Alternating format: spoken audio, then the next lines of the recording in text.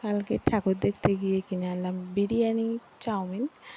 আমার মতন বিরিয়ানি লাভার কে কে আছে কমেন্টে জানাও তাড়াতাড়ি। তো আমাদের এখানে বিরিয়ানির কোয়ান্টিটিটা দেখো তোমরা। একটা তো ডিম দেয়, একটা লেগ পিস, একটা আলুও দিয়েছে, আর রাইসের পরিমাণটা প্রচুর, মানে অনেকটাই আছে। আর আমি তো বিরিয়ানির পাগল যাকে বলে। বিরিয়ানি আমার যদি পেট ভর্তিও থাকে, বিরিয়ানি দেখলে আমি আবারও উঠে ঠিক খেতে বসে যাব, মানে এতটাই পছন্দের খাবার। তারপর চাউমিন দেখো, 20 টাকার চাউমিন রয়েছে। ডিম স্যালাড প্রচুর পরিমাণে দেয়া 20 টাকার চাউমিনে।